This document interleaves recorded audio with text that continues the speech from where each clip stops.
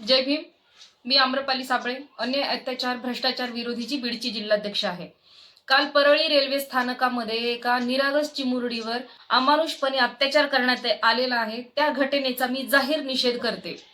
काही दिवसांपूर्वीच मी एसपी साहेबांना, मी आणि आमच्या अनेक संघटना आहेत इतर, आम्ही सगळ्या संघटनेने एक अर्ज दिला होता की बसस्थानक असोत किंवा रेल्वे स्टेशन असोत बीड जिल्ह्यातले, त्या ठिकाणी पोलिसांची रात्रीची गस्त वाढवण्यात यावी, जेणेकरून हे जे अमानुष प्रकार घडतात, चोरीचे प्रकार घडतात, त्यावर कुठेतरी आळा बसेल. आणि त्याचबरोबर त्या ठिकाणी सीसीटीव्ही फुटेजेस जे आहेत किंवा सीसीटीव्ही जे असतात ते चालू आहेत का नाही त्याची एक पाहणी करण्यात यावी, त्यांची शहानिशा करण्यात यावी, आणि जर बंद असतील तर ते तात्काळ चालू करण्यात यावे, अशी आम्ही पोलीस प्रशासनालाही विनंती केली होती.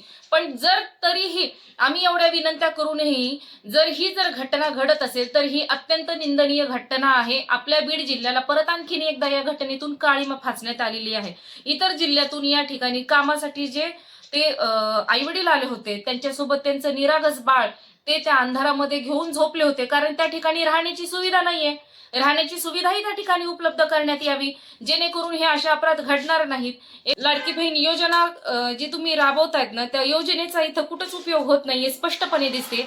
आणि जर महिला जर इथं सुरक्षित नसल्या तर महिलांचं सुरक्षण करणारे जे हे तुम्ही जे दावे करताय ना, तर तुम्हाला आम्ही बांगड्या पाठवतो आणि यांच्या संरक्षणासाठी मी आणि माझ्यासोबत इतर अनेक संघटना आम्ही स्वतः उभा राहून आम्ही या लेकरासाठी लढा देऊ. आणि या लेकरासारख्याच आणखी ज्या पण समाजातल्या महिला आहेत आम्ही त्यांच्यासोबत उभा राहणार आहोत. आणि लवकरच आम्ही गृहमंत्र्यांनी जर याच्यावर ऍक्शन नाही घेतली तर आम्ही स्वतःहून याच्यावर ऍक्शन घेणार आहोत.